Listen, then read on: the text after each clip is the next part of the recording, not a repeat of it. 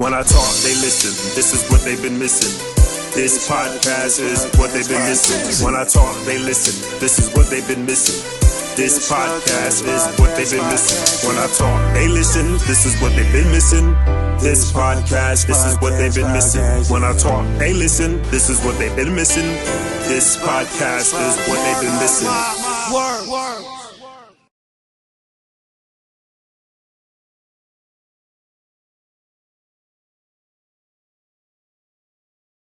Welcome to this episode of Marc My Words, where my guests agree to talk, I agree to listen, while you agree to eavesdrop. Next on this episode is a local, what I like to call mogul, and he's a funeral director of Memories Funeral Home. Please give me the pleasure of welcoming Mr. Shawn Watson. Welcome, Mr. Watson. Welcome. How you doing? Good. Glad to have you here today. Yeah. Thank you for taking your time out your busy schedule, I know, to be here. And when I say by busy, you're in the field that I know is often, it's always something going on. I hate to say it, but always a death. Yes. So I'm pretty sure you're pretty much busy to pencil us in. I appreciate that. Yes. So I just want the people to get to know who you are as far as how your story even started. You have an interesting story, but you grew up where?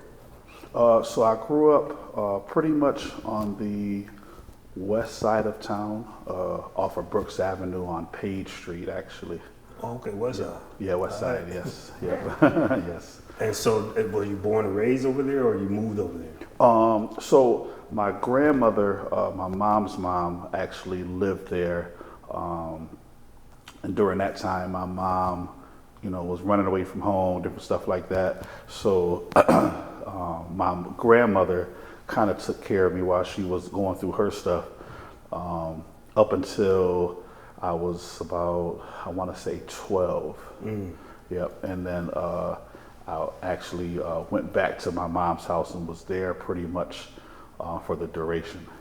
Okay, so when you say running away from home, it sounds like you probably had a troublesome parent like most of us did. Was your mom? Yeah, I don't really remember that. I kind of just remember a couple things because I was really young. Okay. And but I seen my mom, so I seen my mom. She just wasn't in a position to take me in just yet because she was still trying to get her stuff together, you know. Yeah, so, I want to say when I was 12, 13, I ended up going to my mom's, and then, from there I was pretty much there until I got locked up for, some stuff. Okay. Yeah. Now, where was Dad? So Dad was around, but at that particular time, he was an alcoholic. Okay. So my grandmother was a Jehovah's Witness, so she didn't want him nowhere near the house. Okay. So if I seen him, it was basically, I want to open up the side door. He can come in, and he's not to come up in the house. Okay. It was just seeing him basically at the door. Wow. Yeah, so that was kind of rough.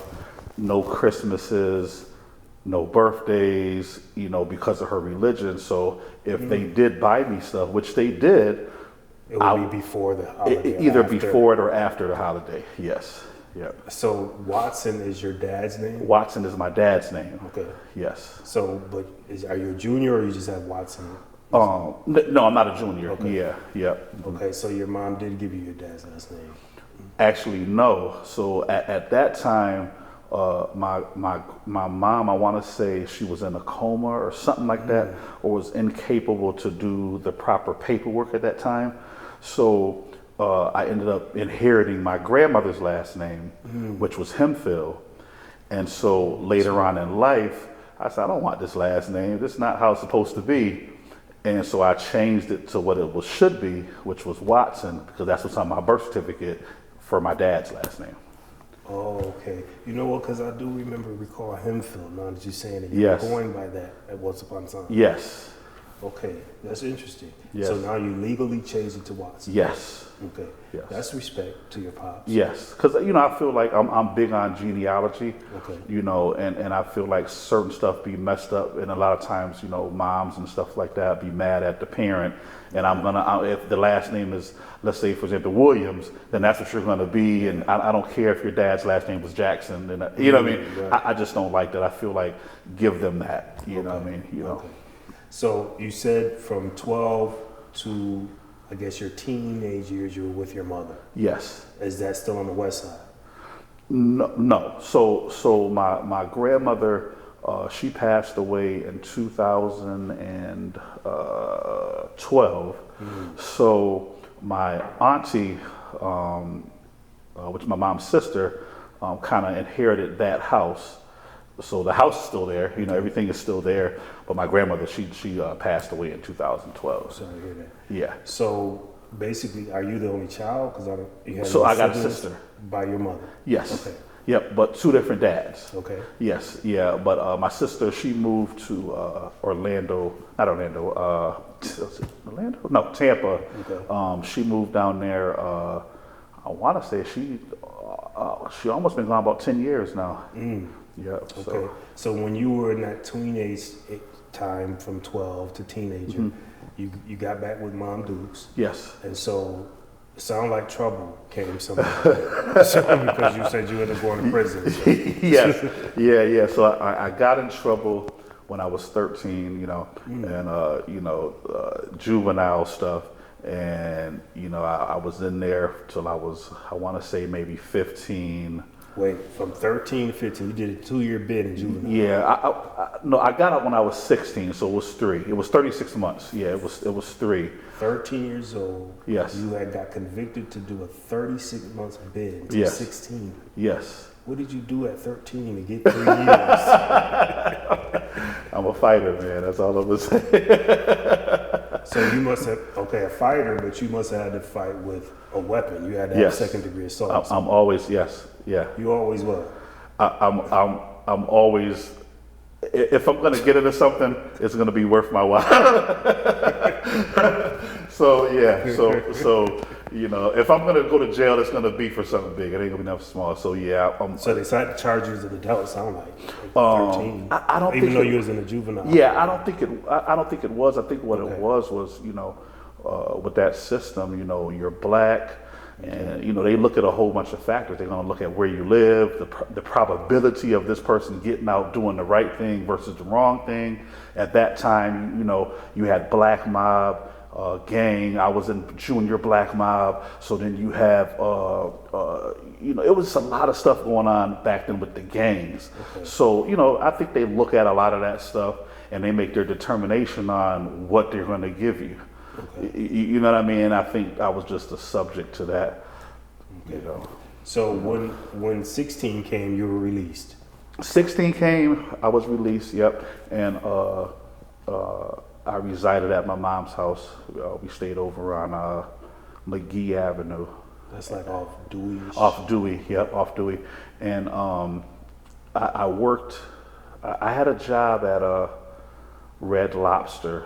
Down on the ridge at that time, so I was washing dishes and doing stuff like that, and I would actually walk down Dewey to Ridge and walk down West Ridge all the way to Red Lobster, and I would do that 4 o'clock, I think it was 3 or 4 o'clock in the afternoon or something like that, and then I would get off at like 12, 1 o'clock. Mind you, I had my GED at 16, so yeah, so I didn't have that in home. I got that when I got out. As soon as I got out, I had took the program at that time and got it. So I did that. Then I ended up landing a job at Wegmans on Driving Park.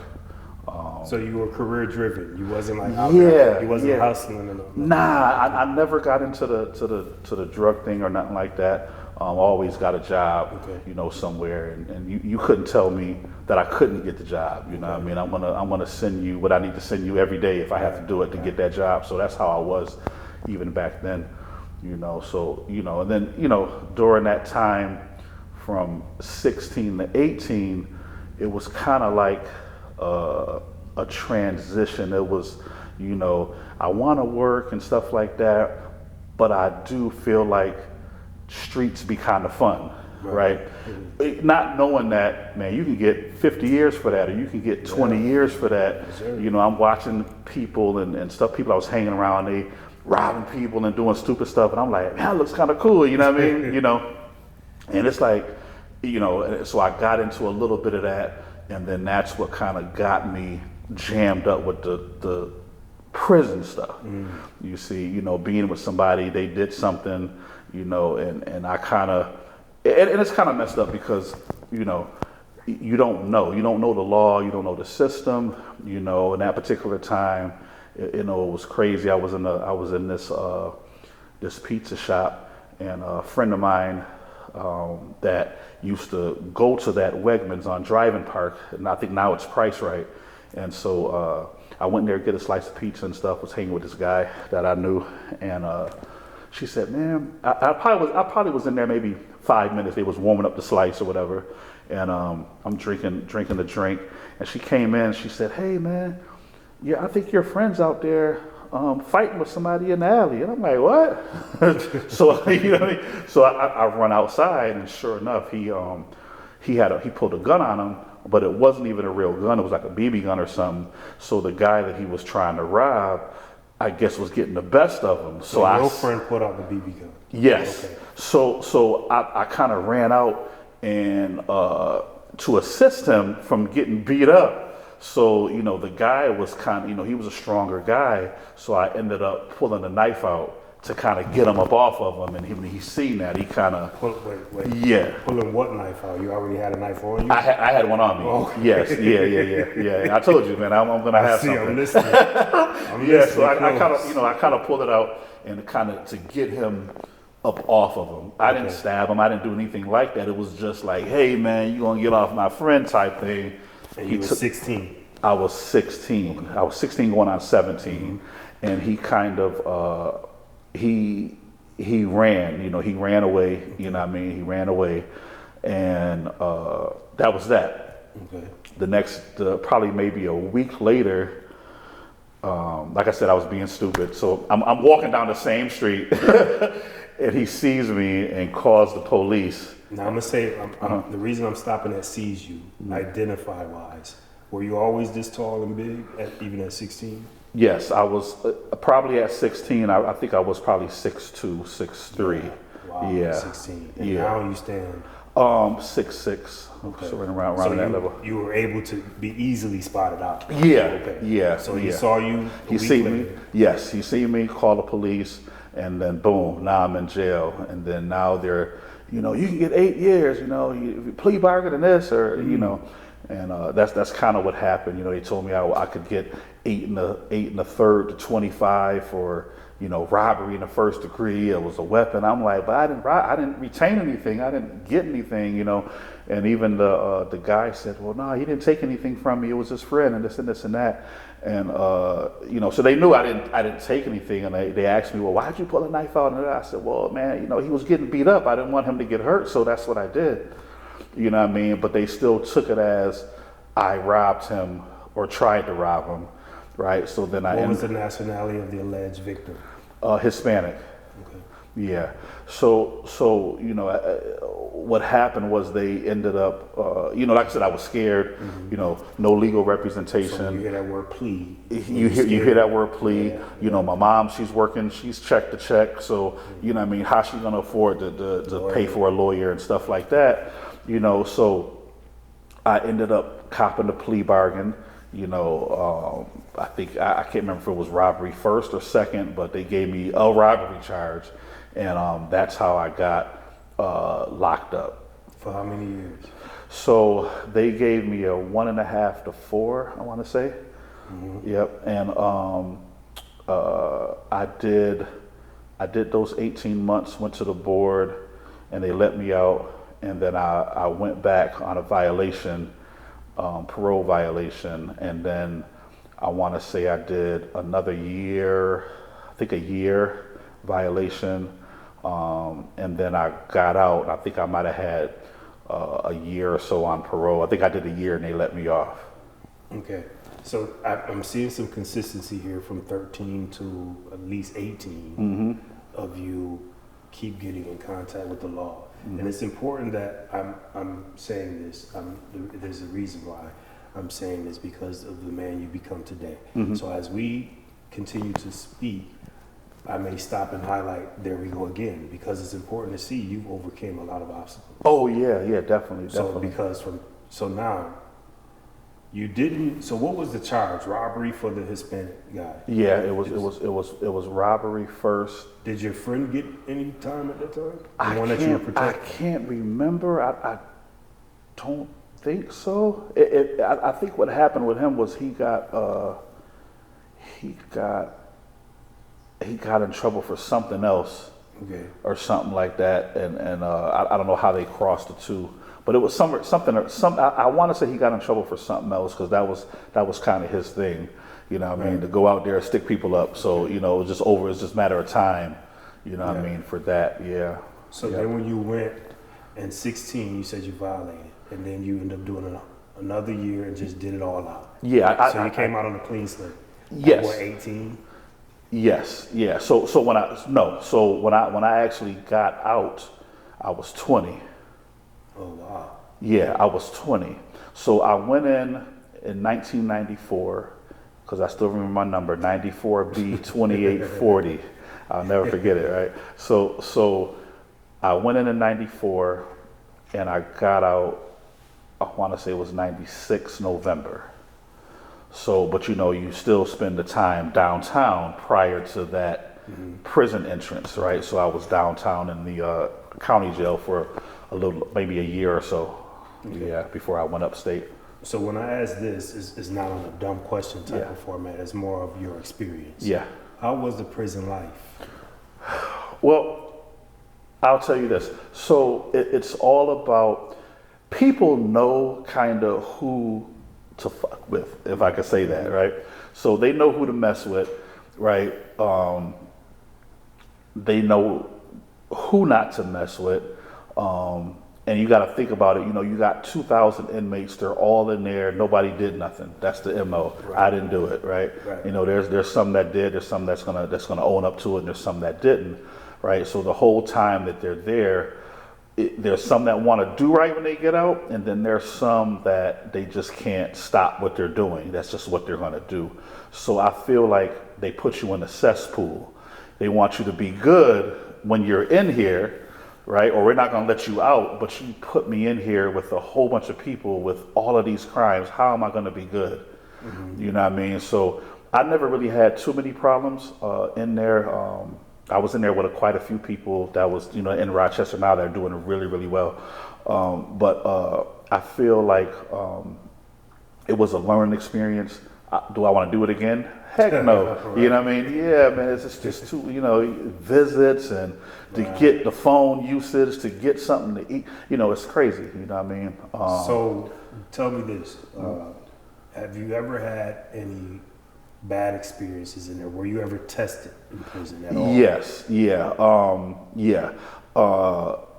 It's funny, if I could be brief. So we were sleeping one night, and I want to say we just got to this particular facility. They had bunk beds and dorms, and there was one of this kid, a good friend of mine. I haven't seen him in years, but his name was Shawn. And there was this other kid. I want to say he was from either Syracuse or Buffalo. And there was this guy. He was, the facility we were in was Green Correctional out by Albany way, over that way on the other side of Syracuse. And at that particular time, those were the early 90s, so they put everybody that was between 16 and 25, that's where you were going. Okay. And it was like gladiator school. That's what it was, Even when we got off the bus there, the guard said, "Hey, man, welcome to Slice Them and Dice Them Alley." Wow. 1 out of 4 is going to leave out of there with a line going across their face, from getting stabbed. And he was on the money. He was definitely on the money with that. I think a lot of, because, you got 11 million people in New York City. Right. So, most of your population was New York City people. So the Buffalo and Rochester, Syracuse, we kind of stuck together in that. Yeah. And I remember the guy, he was making reference to some people from Buffalo that he had to beat up and this and this and that, which I knew where that was coming from, because he know that there's 3 new people here from upstate New York.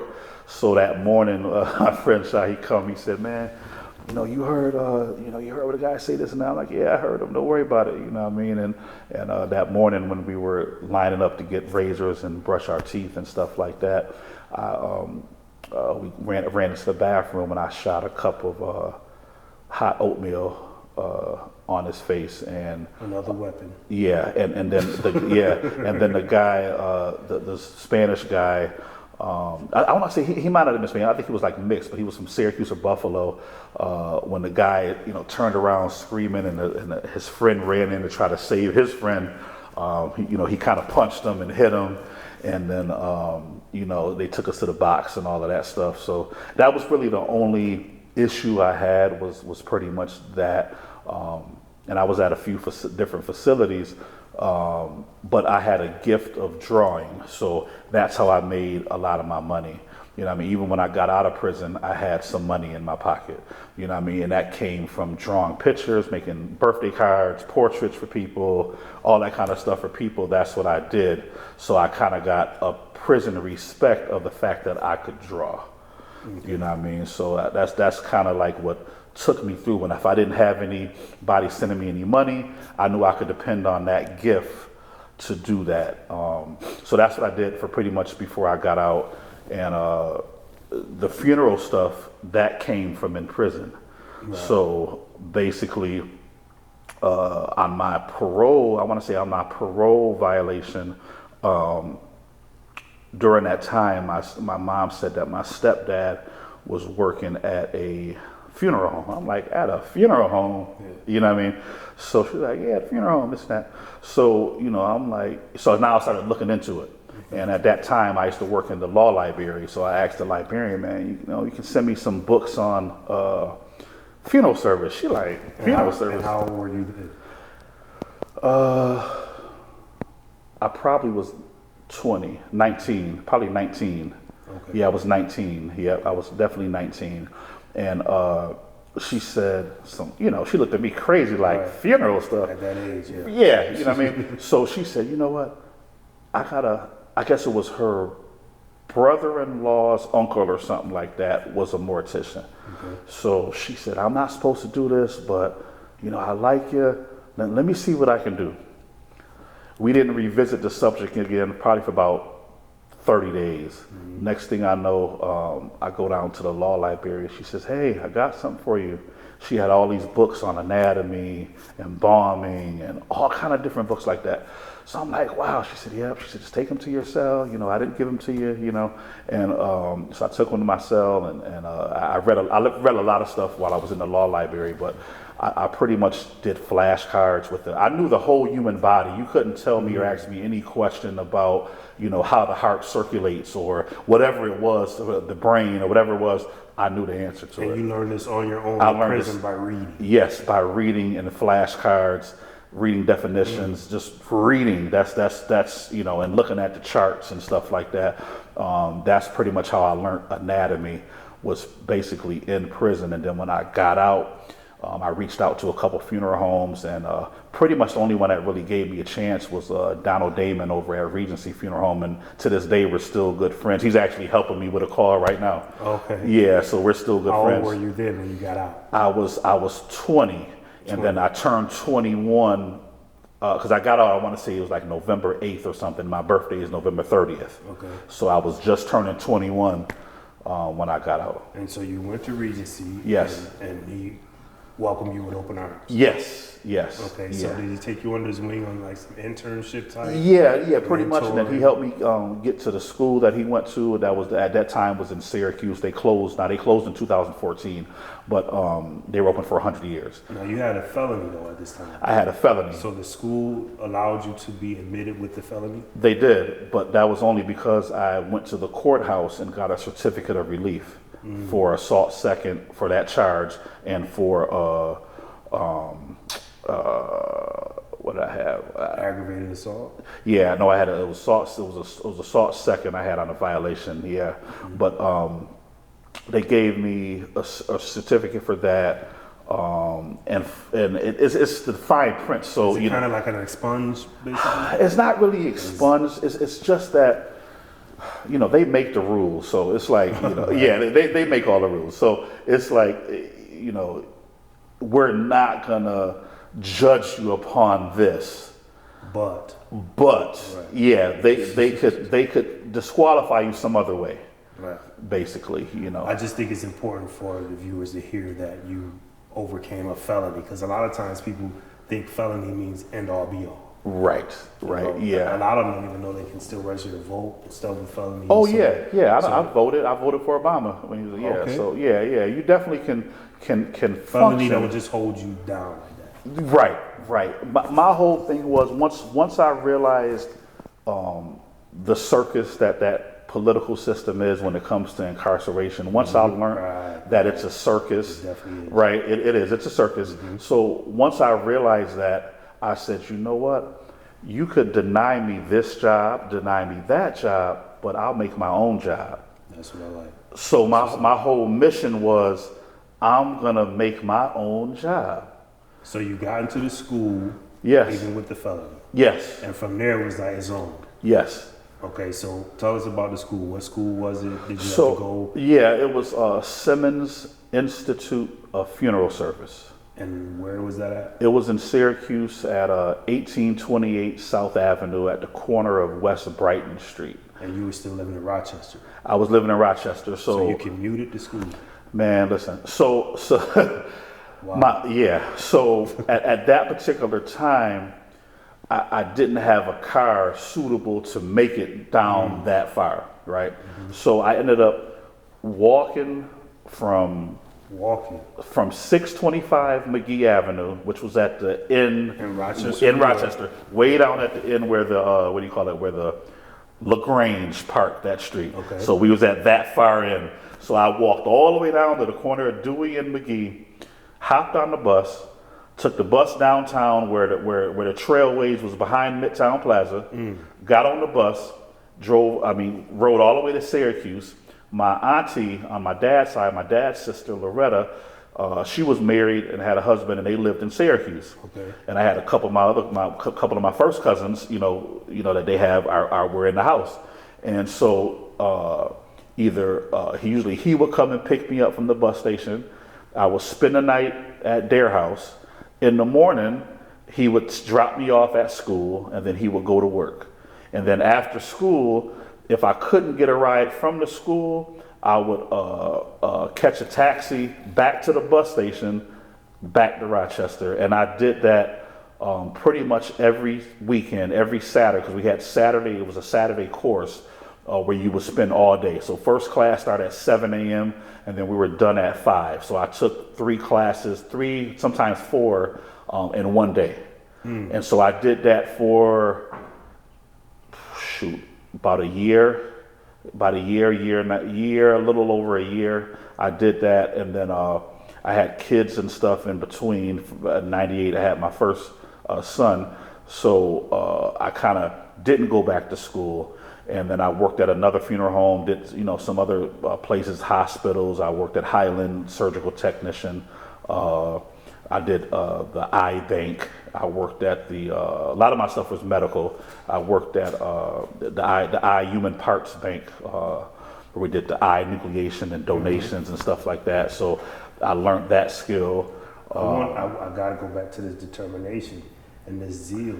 Oh, this ambition that you had. So at 20 years old, you came out of jail with the mindset of, I'm not going back. Yes. I did enough in the homes and detention centers and yes. things like that. So by 20, your mother's then husband, boyfriend inspired you, and you wasn't even around her, just hearing her say that via the phone. And you said, funeral director, mortician, and looked into it and stuck with it. Yes. You started reading and teaching yourself in prison. Yes. At 20. You got home at 21.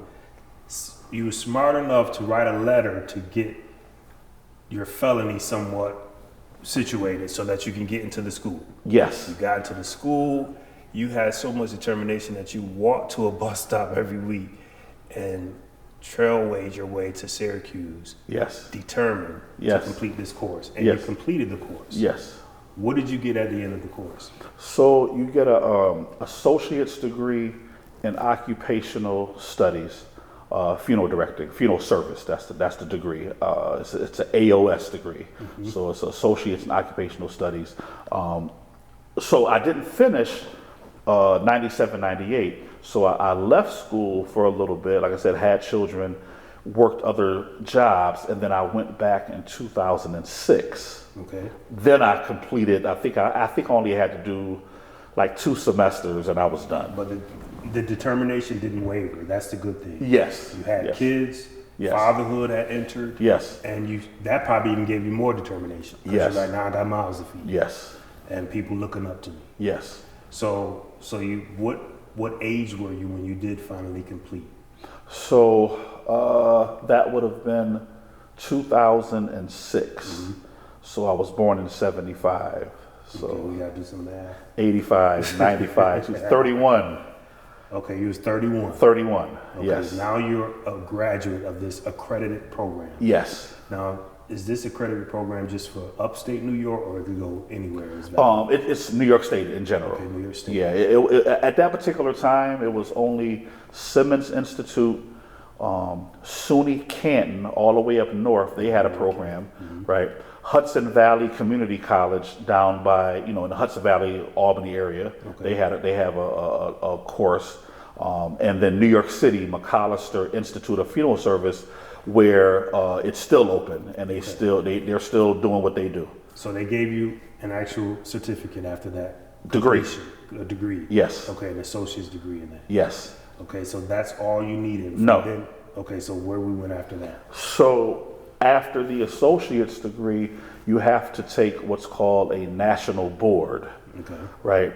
Just like a nurse would take, right? But it's different, it's based on funeral service. Yeah, lawyer, bar, same thing. Once you take that and you pass it, then they send you paperwork to start what's called a resident, a registered funeral director resident, right? Once they give you that, then you have to apply at a funeral home to work. They take you in, and then they basically sign off on embalmings, on arrangements you may have made, and then they submit that to New York State. And then once they submit it, after 8 months, if all of that works out, after 8 months, then they allow you to sit for this New York State law exam, right? So the national board is 350 questions. Now, you're studying yourself for these things. Yes. Because your school is over. School is over. You're like Googling or researching these or online? Not really. Basically, the national boards is everything you've learned in school. Right. So you had to go back to your old books and study. Yes. And old notes. Yes. Okay. Did it help? Yes and no. Because I feel like, and this is what a lot of things, a lot of people don't understand. I'm going to say it because I can say it right now. So a lot of it's biased when it comes to certain tests like that. And I feel like, white people they want to control everything, right? So they want to control funeral service. If you would look in some of these funeral groups and different stuff that we have access to, even funeral magazines and stuff that only we know about, you would think that they built funeral service when we know this stuff came from the Egyptians with embalming and different stuff, but they want to control it. So a lot of the questions were biased, right?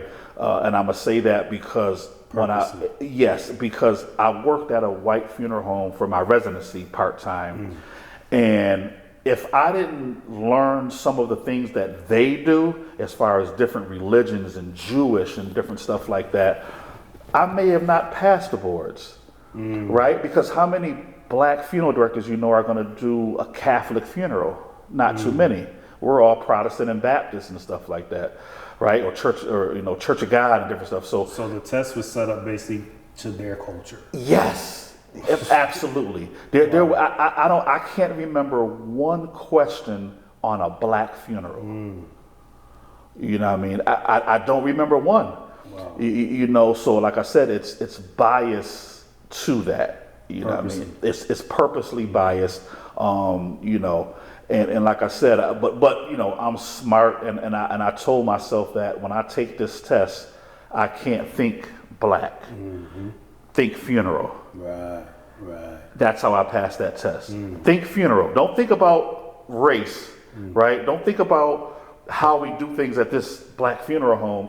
Think about funeral service in general, and think about the religions and their cultures with those religions, and that's how I passed. Yeah. So you passed that. Now what's next? So once you pass the national board, like I said, you have to take a state law after 8 months. The state law was 50 questions, and we had to go right to the capital, to Albany, and you take a test of 50 questions based upon the laws and regulations of New York State for funeral service laws and stuff like that, what you can do and what you can't do, and different stuff like that. And it was crazy because I went with a good friend of mine. We talk all the time, Tom Gainey from Angel Hills Funeral Home. We talk all the time, and he was scared to take the state law, and because my last semester of school was his first semester of school. So I waited for him. I said, I'm going to wait for you to take my boards. I'm not even going to take them. I'm going to wait for you. We're going to do this stuff together. Okay. So I pulled up at his house at, must have been about 5:15 in the morning, honked the horn, rung the doorbell. He called me, yeah, Shawn. I said, if you don't get in this car, we driving to Albany. We about to take this test. Shawn, come on, man. Man, put your suit on and let's go. And he got in that car, man. We drove all the way to Albany, and it was crazy because we were sitting in the car in the park. I never forget. We were sitting in the parking ramp, and I said, "Let's go over some stuff. Where we going here, man?" So we flipping through stuff, looking through some notes, flipping through some stuff through the law books, and just making sure we good. And I went in there and took the test. I want to say I got up in 40 minutes, walked out. He looked at me. And people in there was looking at me. I walked out, done, went to the parking garage. I remembered 44 of the 50 questions verbatim, knew what I put for the answer, knew I passed the test. I said, I missed this, and this. I know I passed. And he couldn't believe. He said, how did you remember all these questions? I don't know, man. I just know. It's just destined too for you to be this. Yeah. So now you passed the big test. Is that the final? Is it something else after that? No, that was pretty much it. So everything you're telling me you just did, am I to assume every funeral director locally has done that or should have done that as well? Yes. So there's no funeral home owner that should be operating in business without everything that you just said is needed? No. Okay. Yeah, you have to have a New York State license, you know what I mean? Go through those tests. And go through those tests to be able to sign deceased out, able to make arrangements. You can have an assistant and stuff, take information and help you. That's fine. But it's just certain stuff that we have to sign off on, so you have to have that license. So while taking this test, were you impregnated with memories at the time? Yes. Okay, so... Yeah, I was in school making up names for a funeral home. Okay. And people were asking me, there were some people I was engaging with me, like, oh yeah, I think I'm gonna get one too, and I'm gonna do this, and I'm gonna name it this and that. And a lot of people, man, were naming funeral homes after themselves. And I feel like, sometimes it's selfish, right? Mm-hmm. It's like, no, I don't want Shawn Watson Mortuary or Shawn Watson Funeral Home. I want a general name because I'm not looking at this as me. Mm-hmm. I'm looking at it as a corporation like Walmart, or whatever. I just want to use a different name, something that's catchy. So how you came up with memories? Because that's what it is, Funerals, yes, funerals are memorable. They're memories. So I said, you know what? Why not Memories Funeral Home? And that's what I came up with. Okay. So what is the difference, or is there a difference between funeral director, mortician? Like, I know these days verbiage means a lot in titles. Okay. So I'll say this. Funeral director is the standard now, right? Other states, I'll give you an example. North Carolina, you have a funeral director license and you have an embalmer license. And you have what's called a duo license.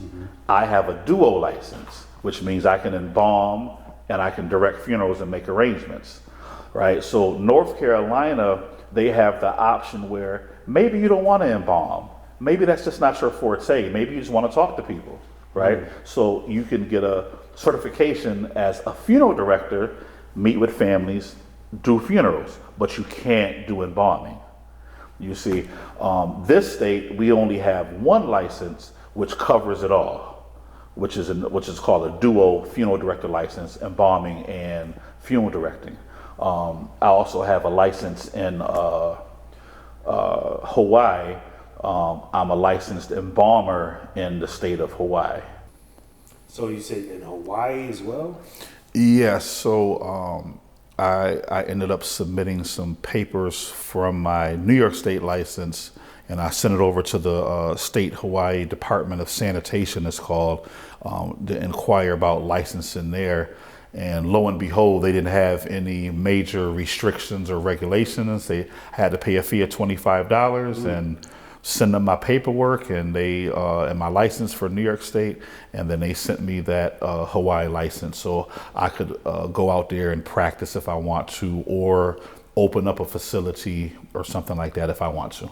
Okay, so basically, when you start opening up in other states, when you start getting qualified in other states, yes, it's for you to open businesses there or even relocate there. Yes, either or. Yes, okay. I'm currently I got paperwork submitted to the state of Florida, as well. My sister lives in Florida. She worked with me when I first opened. I got a cousin down there in Orlando that's about to start school in August. So I got a sister in Tampa. She worked with me for a while when she was here in Rochester. And then I got a cousin that he starts mortuary school in August of this year. So I said, let me put some paperwork in so that way if they need me for anything down there, I got the credentials to put on the wall if you want to do something, So now I hear the memories. I understand what you mean by the entity. Yes. And using Walmart as a template. You're saying basically, if you say just memories, it can be utilized in different states. Yes. And so that's where I hear that you're setting up. Yes. Okay. Yes. With family or trusted ones. Yes, exactly. Yes. Okay. Yes. Okay, so memories here in Rochester, New York, the funeral home. How did it? You don't start something without like some money flow, some cash, or somebody that's believing you. So walk us through that. Like how did it actually begin? Memories. You were impregnated, as you said, going through the schooling. But when the labor time came, who was there to help you push? So I want to say it was a prayer and a funeral, right? That's pretty much what it was. So basically, I got an auntie, my mom's sister, and she has her BS and I said, I just driving around the city, I would drive up and down Hudson, just looking at buildings, going on Clinton, looking at buildings.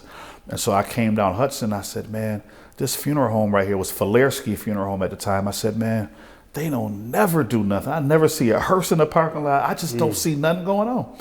So I said, let me just call. So I called and talked to this guy who was the manager at the time, because the old man that owned it was kind of sick in the hospital and stuff like that, getting ready to die, what have you. So he said, you know what? He said, the place is listed. He said, we just don't got a sign out in front because it wouldn't look too good, right? Because we're still kind of, I'm still carrying the business for him, So I said, yeah. He said, yeah, I'm about to give you the guy's name at Nofnagel or whatever it was, or Hunt Realty. I said, okay.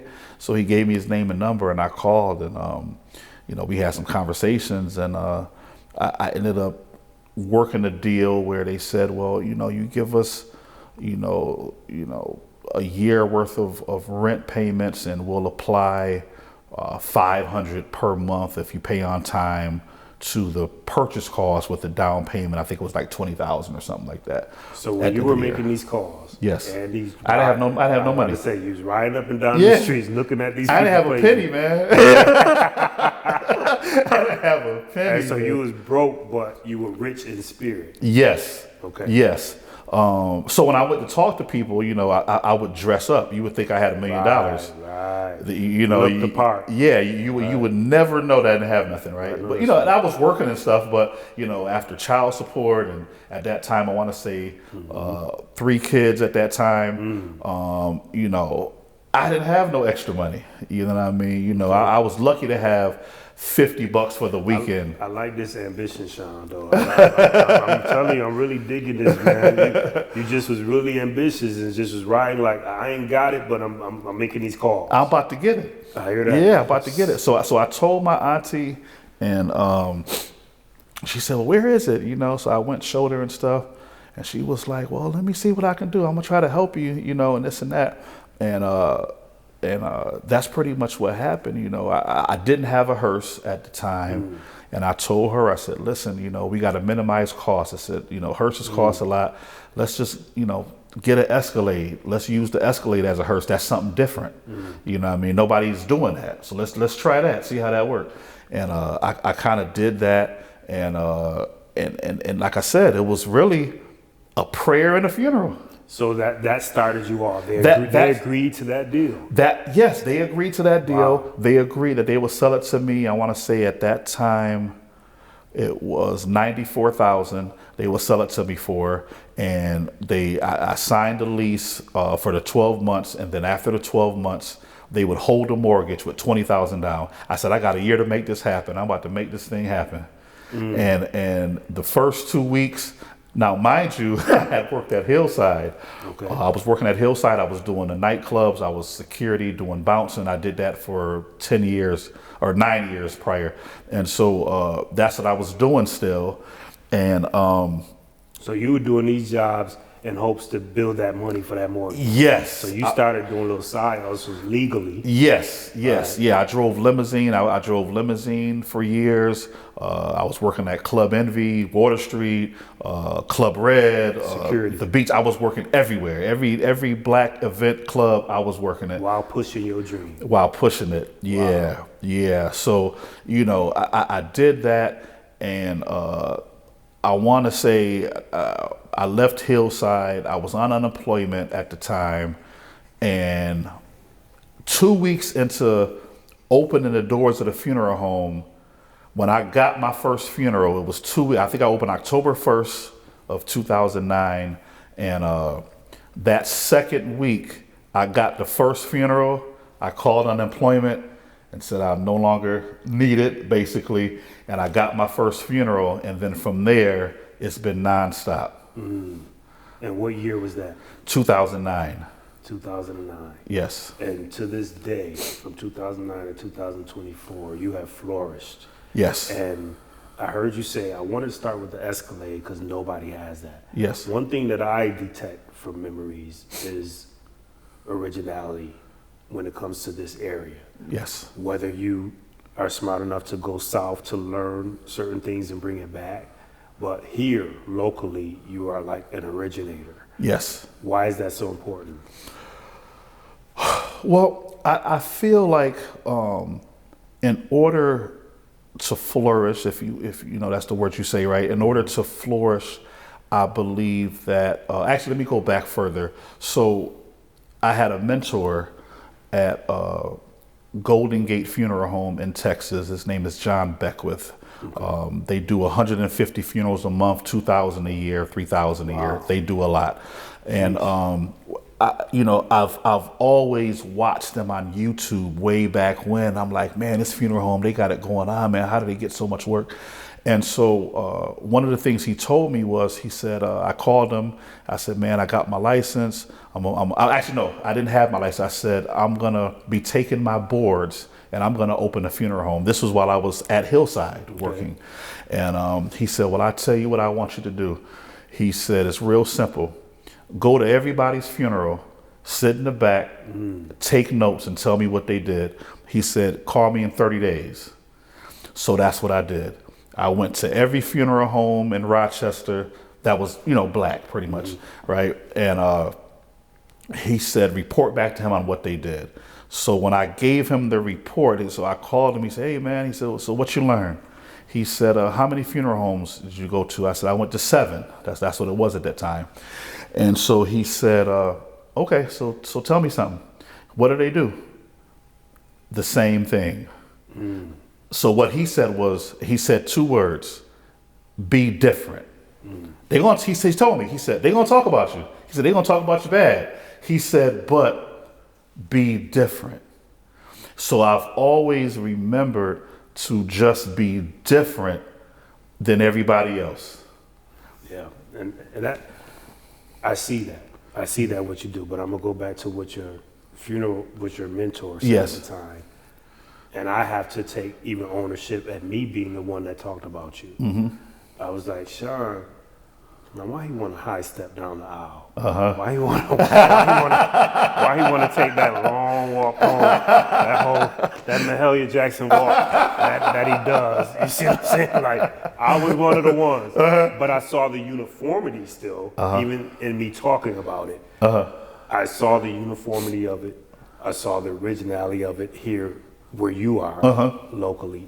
So, but now it makes sense. See, that's why it's always good to sit down and talk to people, because you had an extraordinary mentor who was doing 150 funerals a month that said, look, be different. And I got it from them. See?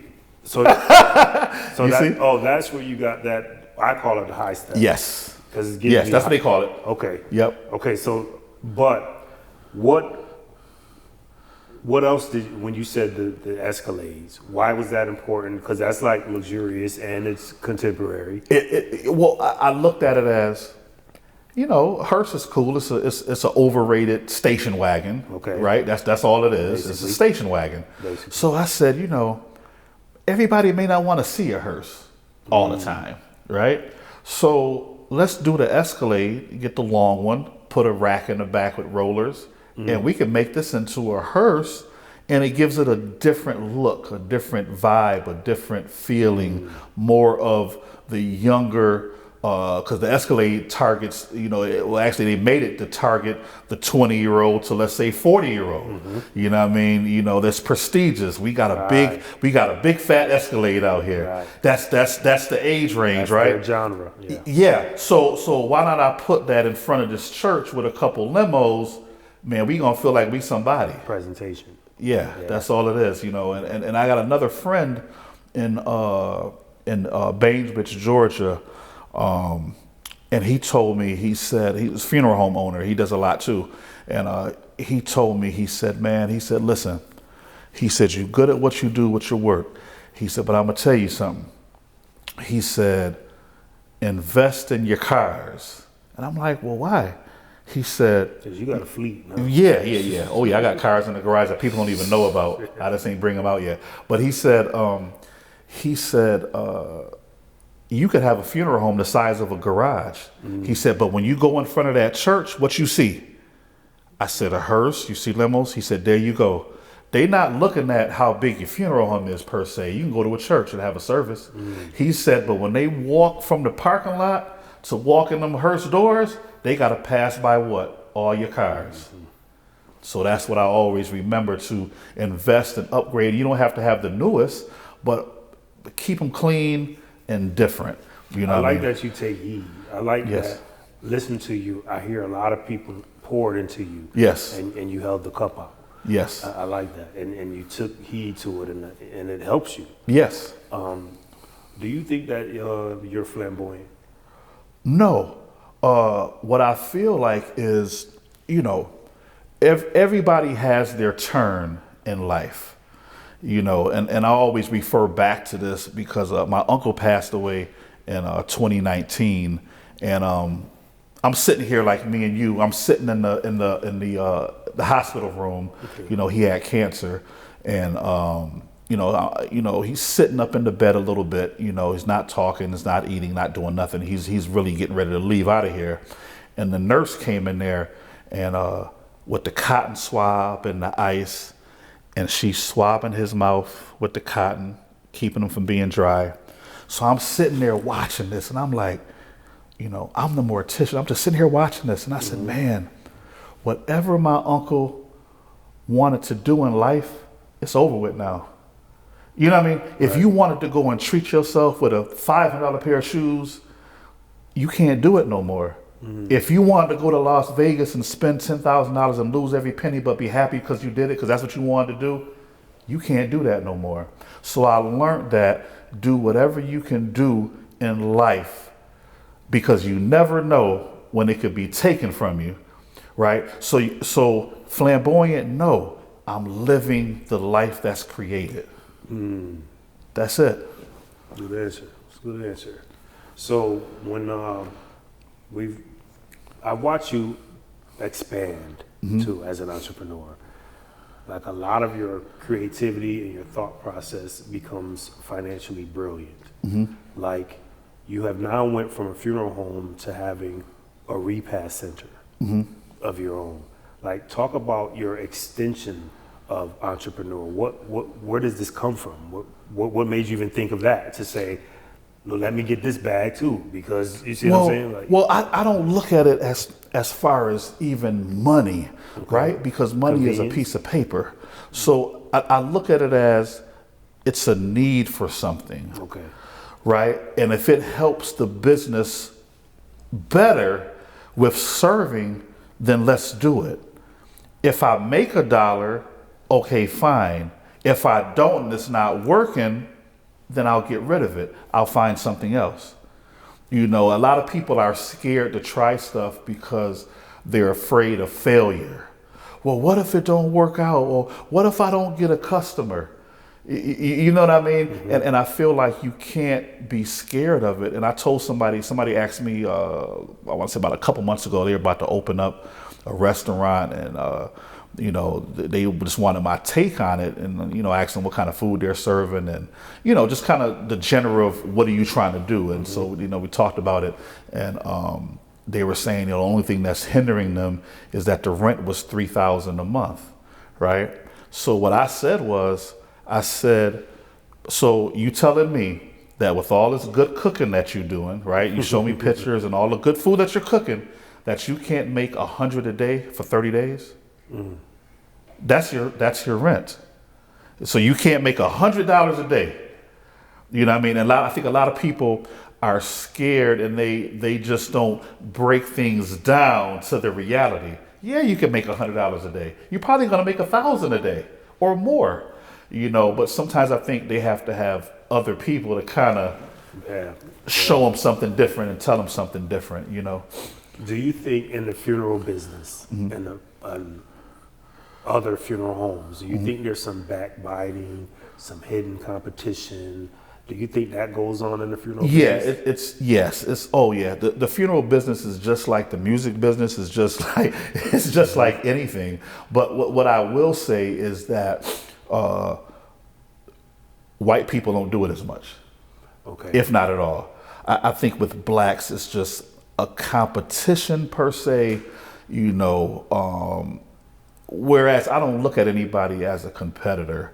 You know what I mean? If I ride by a certain funeral home. Yeah, well, let's say I rode by going to the cemetery and I see your hearse broke down with a flat and you got 50 cars behind you. Guess what I'm gonna do? I'm empty, man. Listen, I'm gonna pull up, put this body in this hearse, and let's go into the cemetery. Okay. You know what I mean? I'm that guy. I'm not one. You never hear somebody say, "Well, Shawn said," nah. You know what I mean? I don't get into that. I feel like we're all here to serve a greater purpose. Because I'm listening to you, and I'm like, why would it be when I hate this sound? This is not coming from an insensitive tone. But people die every day. So you sit and think like, why would it be backbiting or hidden competition? But they do, because people want everything, right? You want all the money, you want all the cars, you want all the jewelry, you want all of this. So at the funerals, it's the same thing. I want all the bodies, right? But my saying to that is, I just want what's mine. I don't want a headache either. I'm at the point where, I can turn down somebody because I know that you may be ghetto, if that's the word to use, or, or complain a lot or whatever it is, I reserve the right to say, hey man, I love you, but, why don't you call this funeral home? I've done that before. Now, speaking of ghetto, how do you feel about that term being attached to you in your funeral home before? Memories. Oh yeah, I've heard that as a ghetto funeral. Yeah, I've heard that. Why do you think people say Memories is ghetto? Well, because you have to look at certain things, right? So I had somebody say, oh, I ain't going there. The Memories in the hood. Mm-hmm. All the black funeral homes are. So demographically speaking. Demographically, right. All of them are, right? But because I do so many homicides, right? I probably did half for the year, right? Let's say. So if I'm doing 50% of them and it's 8 black funeral homes, right? And I'm doing 50% of these homicides and they see people hanging out their cars or they see, a parking lot full and, oh, that's ghetto. They automatically blame the funeral home. Okay, right. So the depiction of what they're seeing outside, yes, the funeral home catches the rep. Yes, okay. Exactly. But Shawn Watson and Memories itself doesn't conduct themselves as ghetto. No. And I must say, I hear all the time that y'all bless so many families. Yes. I often hear that. Yes. That y'all bless families that unfortunately come up with a shortage, not always have it all. Yes. So being a blessing isn't ghetto. I mean, exactly. And why do you do that though? Because I do hear you do that often. Why do you feel like you take, I don't know if this is the right way to say it, you take what people have? Well, what I learned over the years is I'd rather, and this is just an example, I'd rather you give me $2,500 and let's say I broke even, or let's say I made a few dollars, right? Mm-hmm. And then to chase 5,000 that I know you don't got. Mm. Wait, say that again in your camera right there. So I feel like, I'd rather take $2,500 from a person, maybe make a couple dollars, or let's say I broke even, than to chase $4,000 or $5,000 that I know you just don't have. Mm. Wow, now that's deep, which will segue me into where I want to go. But I applaud you for that, to say that the I know you don't got part is what's profound. Mm-hmm. Like, when you're sitting with an impoverished family, if you will, you sit and talk with these people when they come sit in your office. You know what they may not have or do have. Mm-hmm. Speaking of that, though, now, sometimes with our culture, we'll come in there and look like we got it all, because somebody will come sit with you with a 30-inch sew-in and say she don't have it. Yes, and yes. No offense to sew-in, but I'm just saying the look. Yes. They will look like they have it all together, and then in your head, you could be sitting here like, there's a Louis bag on this table, there's a beautiful looking person, male or female, and they look like they have it. It's all right here, but they're telling me they don't. And they more than likely they don't. And so how do you decipher? Yeah, like well, see, you already know. So that means you be doing it for you to come up with the word already. You like, oh yeah, I've seen it all. And is it fair to do that? Is somebody already watching now saying I'm not fair, or you're not fair to even decipher? Well, this is what I do. Here's the bill, right? Let's say this is the bill. You pick out what you want. It's not like I'm inflating prices. My prices are my prices. Okay. This casket is this cost. That vault is that cost. This cemetery costs this. Okay. So these are the prices, right? So what I'll say is, are you okay with this, right? And if they say, well, Shawn, we ain't got no money. We struggling. We need this. Okay, so let me try to work these avenues. Let's call the county. Did they own a house? No, they didn't own a house. Were they on Medicaid, social service? Yeah, they were on food stamps. Okay, we qualify for this. Now that comes off your bill. Oh yeah, Shawn, but it's still like $4,000. I don't know if I can come up with all of that. Okay, so here's the other alternative. let's switch this casket for this casket. It may not be as nice as this one, but it's going to get you through what you need to. And now that may work. So it's not necessarily me saying, hey, you ain't got it, I'm just going to keep paying your bills. No, it's just about giving somebody the option. Now, I agree with it a little bit. Let me tell you why. What you just said that just threw me off when you said, are you okay with it? Mm-hmm.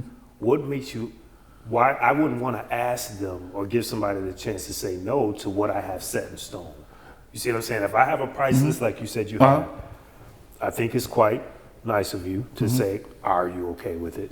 But wouldn't that hinder the business side? And I'm saying that to other funeral home owners or directors that are watching us now. I'm pretty sure they don't like that question. Are you okay with it? Well, I'm going to say this, right? The funeral law says that you shouldn't just show them the most expensive products. You start with the least expensive and you go on to whatever it is you need to go to. So by me asking that, if they feel like, okay, I wanted this casket, but it's kind of out of my range, maybe because they liked it, the color or whatever the case may be, are you okay with that? No, I'm not. Okay, let's see how we can adjust this billing with the products that you purchased to make it happen. So if I got to step down with a product, you're willing to, then I'm willing to. Let's do that. Or maybe we can't even do this burial. Maybe we have to do a service and do a cremation and go to a rental casket. You basically give options. So when you pose the question, it's not for them to take control over the price list. No. It's more of, I want to give you options that you have. So, exactly. So are you okay with this? Is not putting it in their hands to be in control. No, because what I've learned is some people may be insulted by you even showing them the cheapest things. I'm going to start there because the law says I have to, right? Wow. I didn't even know it was a law for that. Yeah. You can't just show them the $25,000 casket when you got a $700 one, and you have a $700 one. Okay. Yeah. So you have to know. But I get people that come in, that may want the glass casket and then maybe $20,000 funeral. You know what I mean? That's different because that's what they came in. They said they wanted that and that's what they're going to pay for it and that's it. But you got people that can't afford that and you have to give them options. Do you see families come in about the same type of families that would sit with you with an impoverished mindset or not being able to afford at that time mindset? Because death is unexpected, so we got to be fair and say maybe at that time they didn't have it. Yes. However, when people come in and they have the showing things like the t-shirts, the hats, the outfits, and the family 50 deep and everybody got uniformity. Yes.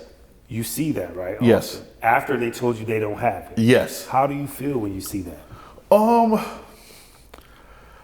I know black people, man. So, so we may have $100 in our pocket and maybe owe a bill that's 50, you know what I mean? But I'm going to try to work this bill for 20 because I need to go buy this for myself. And they kind of put themselves first. They know they got to pay the funeral bill, but they also know that they don't want to look a mess for the funeral. They want to represent their loved one the best way. So they're going to do that. Do you think that's right? I guess that's their right. You know what I mean? They're right. Yes, because if I accepted the funeral for this cost, whether they paid it all or they were short $100 or whatever it is, then that was my choice for accepting it. Right. You see, because it's a lot of people look at, and I tell people all the time, man, don't put all your eggs in one basket in the sense of I'm gonna make every penny I can make off of this family, like I ain't gonna get another one. So I'm not looking at the fact that maybe they really didn't have it, right? And they really couldn't do it. And some people's prides are I'm not about to ask my cousins. I'm not about to ask my sister. I'm not about to ask nobody. So, they kind of everybody's doing their own thing, right? So I look at all of that. and like I said, I tell people, don't put all your eggs in that one basket, and thinking that somebody else from that family later on down the road may say, you know what, I know my cousin ain't have that money, and you bless them. I'm gonna come over here for my granddad, or I'm gonna come over here for my sister. Right. So I look at longevity and the bigger picture, not just I want 10,000 every funeral. Of course, every funeral director will love to have that every funeral, right? But it's gonna be those 6,000 and 7,000 and 5,000s and 4,000s that you got to take in, because guess what? There's somebody later on that's gonna use you because you bless them. So if you had a choice, Shawn Watson had to choose between GoFundMe or life insurance, what would you choose? Life insurance. Okay, why? Well, I educate people when it comes to life insurance. Other races do it. Like I said, white people do it. They've been doing it for years. Everybody in the family will have a life insurance policy, and they get it when they're young, right? And you pay $20 a month or whatever it is, $25 a month, and everybody has life insurance. And before you know it, 10, 15 years down the road, now you can borrow $50,000 and go buy your house. Now try to go and buy a house off of your 401k. They're going to tax you with that money, where life insurance isn't taxed like that. So that's a tool for us to kind of come out of some stuff. But we're a culture where we don't want to talk about death. We don't want to prepare for it. We don't want to get life insurance, because if I get life insurance, I mean I'm going to die in 2 years. We have a taboo, when it comes to death, and I think that's the major problem. And some people will say they can't afford it, but you can, because if you can go to the liquor store and buy a bottle every couple of weeks and you get paid, you can pay life insurance.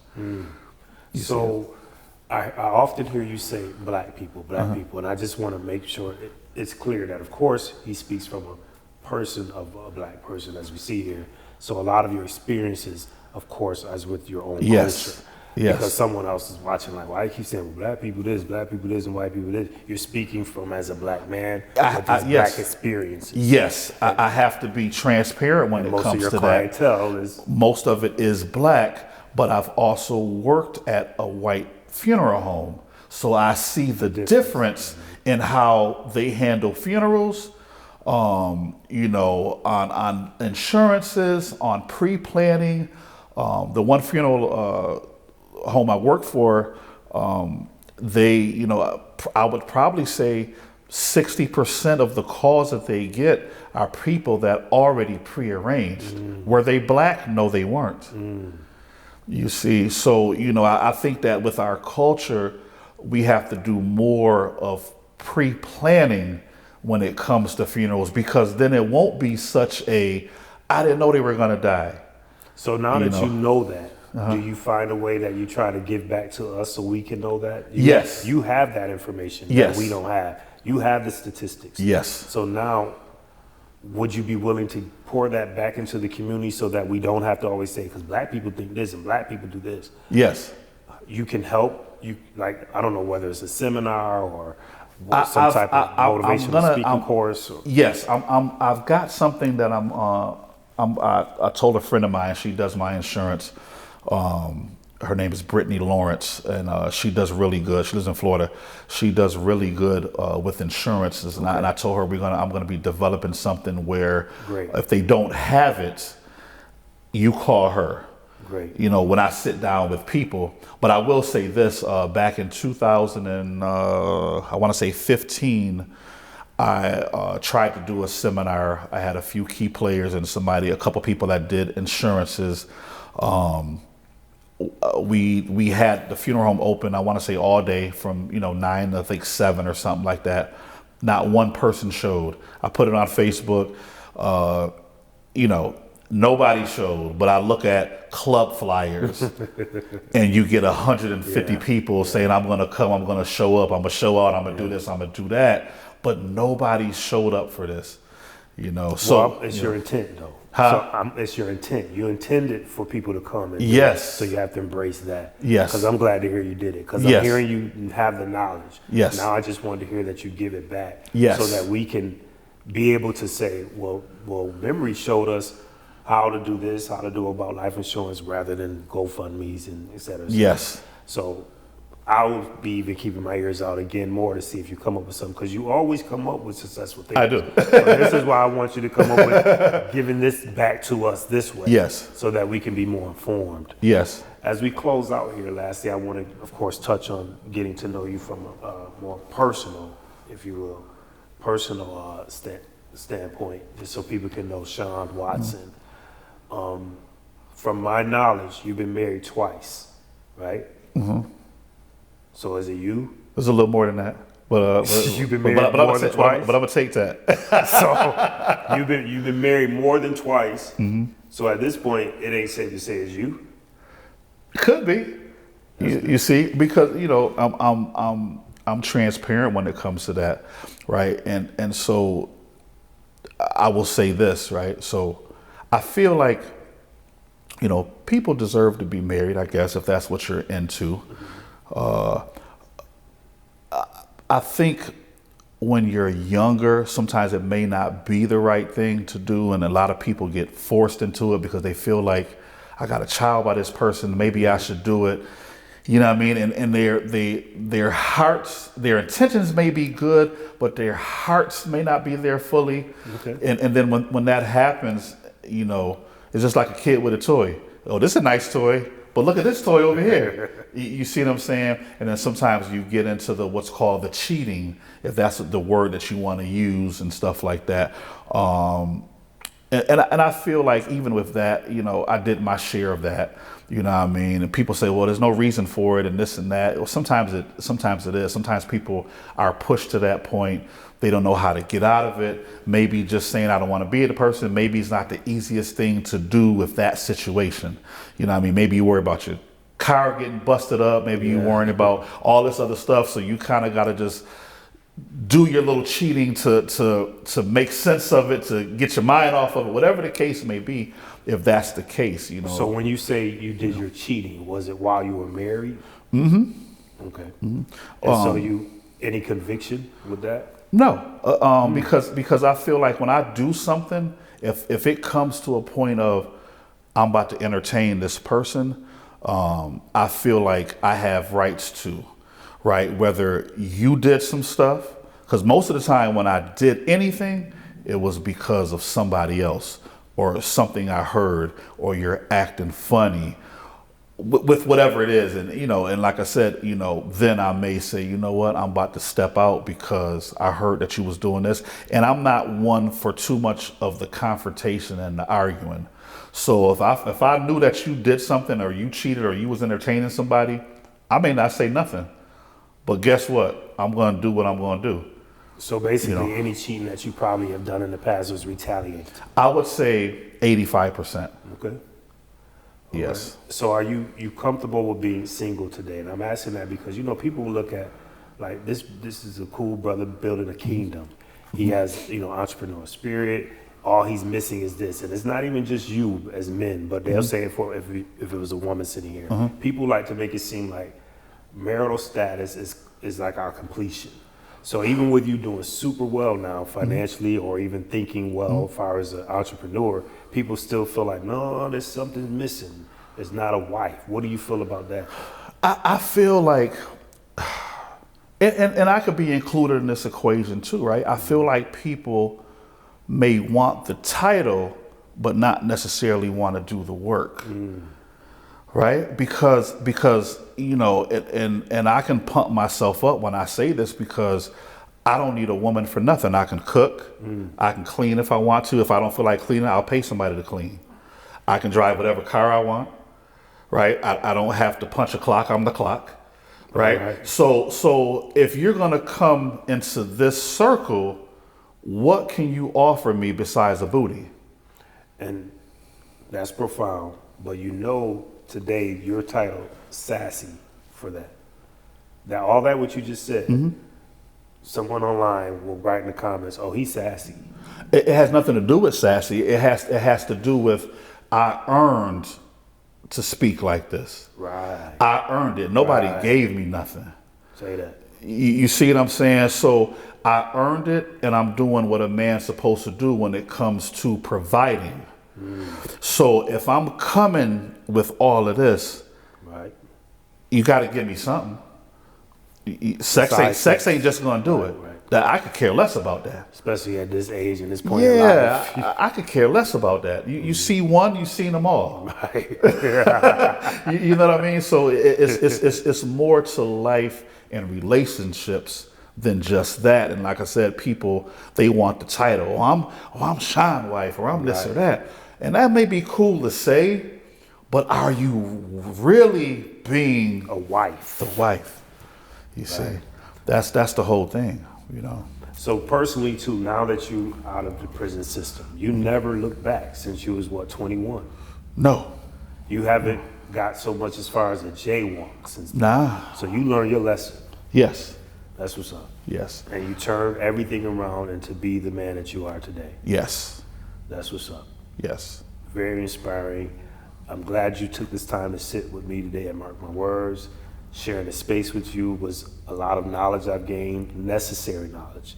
It is so necessary to know about the funeral directing business as far as how it's pertained to us, meaning when it comes to the life insurance and how to handle things. You shared a lot of gems here today that I know is very much appreciative. But before we leave today, is there something that you would want to say to the eavesdroppers, or something that you probably didn't mention, or something you want to recap? Okay, so yeah, I would probably say, because I'm pretty sure there's some entrepreneurs out there and stuff like that, or just people just listening, just to listen, right, for information. We all want information. I just feel like, if you're an entrepreneur and you have the thought in your mind to do something, just go ahead and do it. You know what I mean? Because in this world, it's going to be probably 100 more or 1,000 other people that's thinking the same that you're thinking, but they're doing it. So if you got something that you want to do in life, no matter what it is, try to do it. If you got to look me up on Instagram, Facebook, find me, ask me a question, do that too. Because I'm not one to hold off information and, have it hidden. We're all going to die, eventually. And I want people to know what I know, to be better at whatever they're doing. Respect. Now that's gems from a real entrepreneur, a real boss, Mr. Shawn Watson of Memories Funeral Home of Rochester, New York. It was a pleasure to sit with you, sir. Yes, sir. Thank you. Yep. When I talk, they listen. This is what they've been missing. This podcast is what they've been missing. When I talk, they listen. This is what they've been missing. This podcast is what they've been missing. When I talk, they listen. This is what they've been missing. This podcast, this is what they've been missing. When I talk, they listen. This is what they've been missing. This podcast is what they've been missing. Word.